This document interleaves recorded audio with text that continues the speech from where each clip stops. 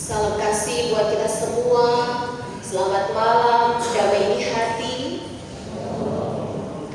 Bersorak, bersyukurlah dan bernyanyilah atas kasih setia Tuhan.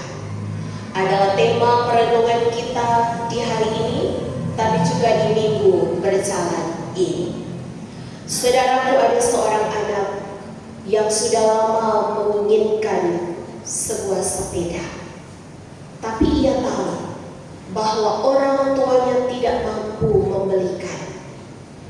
Ia tidak berharap terlalu besar, tetapi ternyata di hari ulang tahunnya, tanpa ia duga, orang tuanya memberikannya hadiah sepeda. Saudara, ketika anak ini melihat sepeda itu di ruang tamu, ia langsung bersorak. Ia menjerit kegirangan. Ia memeluk orang tuanya dan berkata dengan air mata, "Terima kasih Papa dan Mama. Ini luar biasa." Saudaraku, mari kita garis bawahi bahwa anak ini tidak disuruh untuk bersyukur.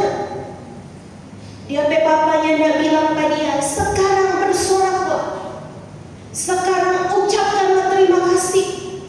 Tetapi ia mengucapkannya keluar dari hatinya yang paling dalam, sebagai sebuah ekspresi gembira, sebuah antusias, oleh karena ia menerima hadiah itu. Ia bersorak keluar dari hatinya sebagai respons atas sukacita yang dalam dan tulus. Firman Tuhan datang kepada kita saat ini dari Mazmur pasal 33 ayat 1 sampai ayat 22. Sebagai pujian dari Raja Daud yang kemudian oleh bangsa Israel selalu dinyanyikan di saat-saat peribadatan di bait Allah. Sebuah ajakan untuk memuji Tuhan, untuk bersorak, untuk bersyukur dan bernyanyi. Saudaraku, di ayat 3 dicatat, "Nyanyikanlah baginya nyanyian baru.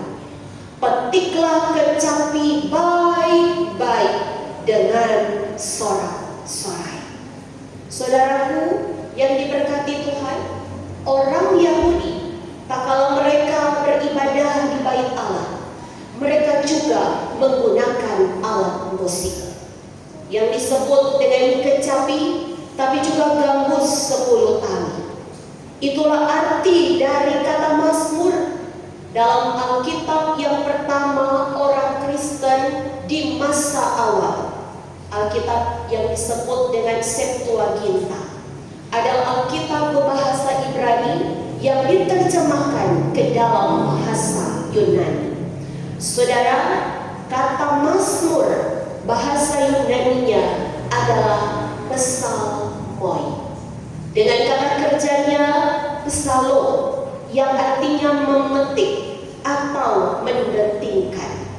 Tetapi juga psalmos yang artinya kumpulan nyanyian, atau dalam bahasa Ibrani Tehillim dan Mizmor yang artinya nyanyian yang dinyanyikan dengan iringan musik. Saudaraku, di ayat 3 tadi dikatakan, "Petiklah kecapi baik-baik." Firman ini menjadi sebuah peringatan bagi kita gereja Masehi Minahasa yang tak kalah beribadah menggunakan juga alat musik, namun dengan alat musik yang tertib, beda dengan orang saudara yang berdenominasi Pantekosta. Kata baik-baik ini, saudara, artinya dipersiapkan dengan sepenuh hati, tak kalah harus melayani Tuhan.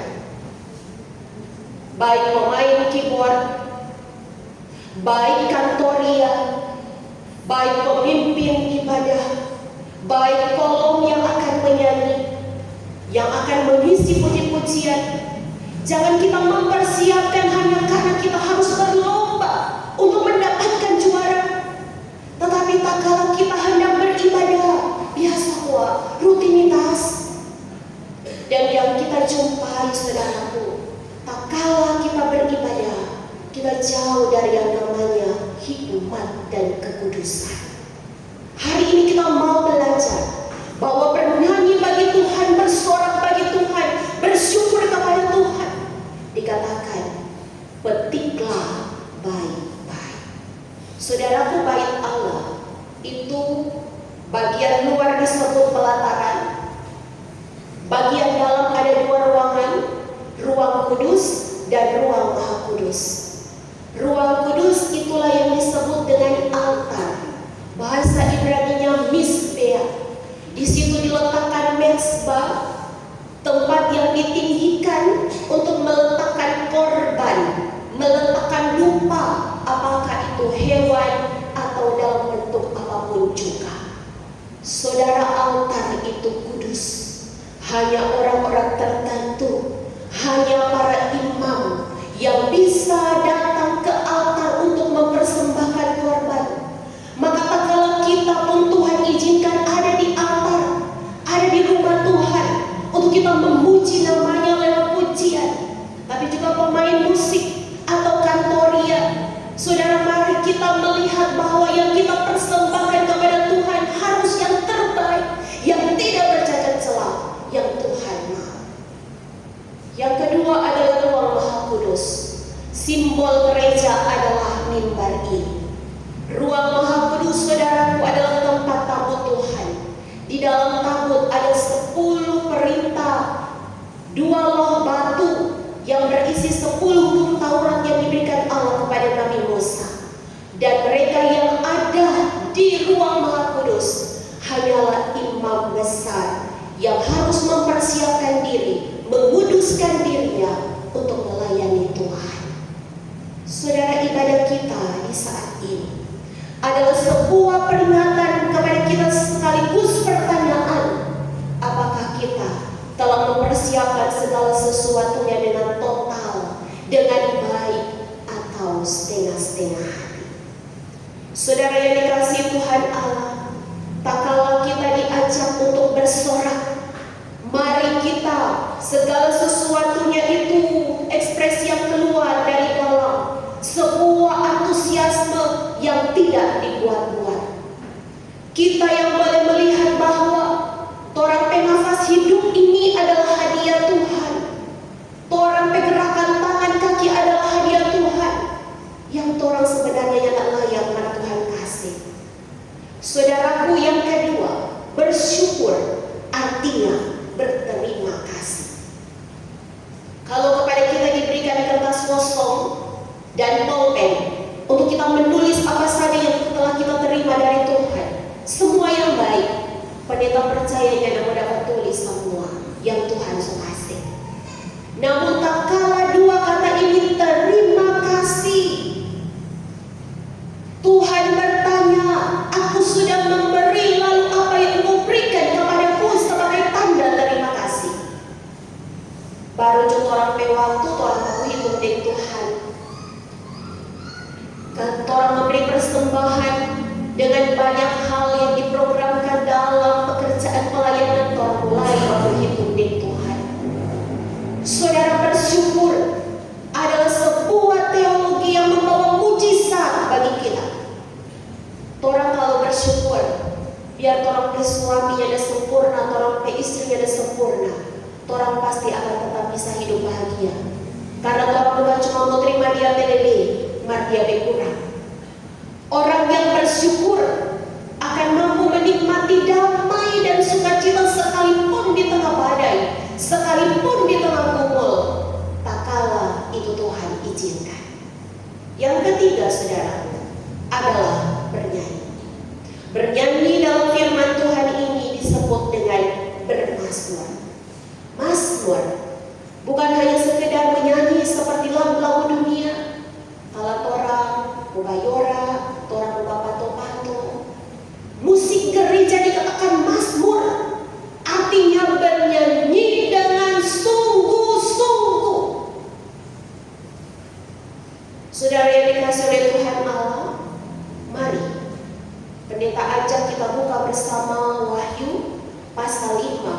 ayat yang ke-8. Wahyu pasal 5 ayatnya yang ke-8.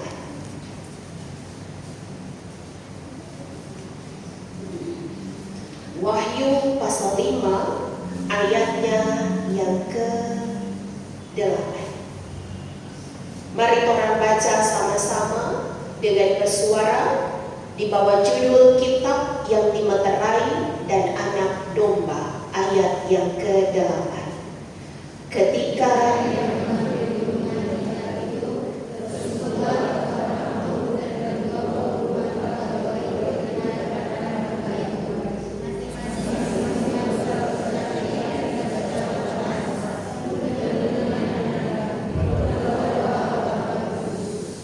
maka hari ini kebenaran firman Tuhan kasih ingat. Saat kita bernyanyi dengan sungguh-sungguh, saat kita memainkan musik dengan sungguh-sungguh, saat kita melayani Tuhan, memuji pujian kaum dengan sungguh-sungguh, maka itu adalah sebuah doa. Doa dari orang kudus yang dikasihi oleh Tuhan Allah. Saudara, dengan kebenaran firman Tuhan ini kita diingatkan bahwa sama dengan anak kecil tadi, Tuhan juga memberi hadiah spesial buat kita.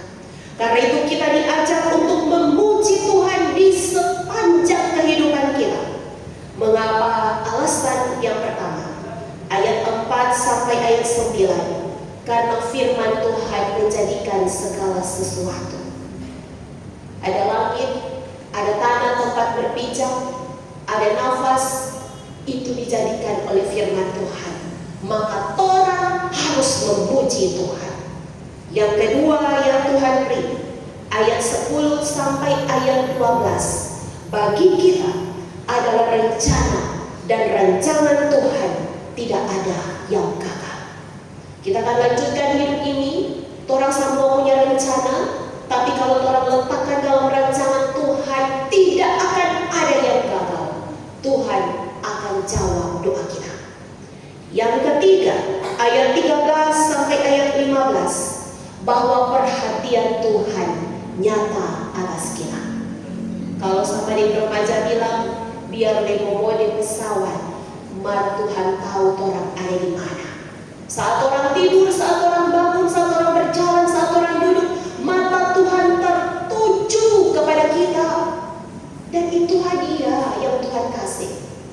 Lalu yang keempat, ayat 16 sampai ayat 19, bahwa Tuhan adalah juru selamat kita. Dicatat, biar raja punya kuasa, punya kereta kuda, bunyinya ada mana? Cuma karena Tuhan sampai orang bisa menang atas semua kuasa jahat. Dikatakan saudara dalam firman Tuhan bahwa Tuhan akan mencukupkan di masa kelaparan. Ini hadiah dari Tuhan. Maka kita diserukan untuk bersorak, bersyukur dan bernyanyi dalam kehidupan ini. Dan ayat 20 sampai ayat 22 diakhiri dengan sebuah pengakuan percaya. Biarlah kita pulang menjadi orang-orang yang membawa pengakuan yang sungguh bahwa Tuhan menyertai kita, tak kala kita berharap sepenuhnya kepada Dia.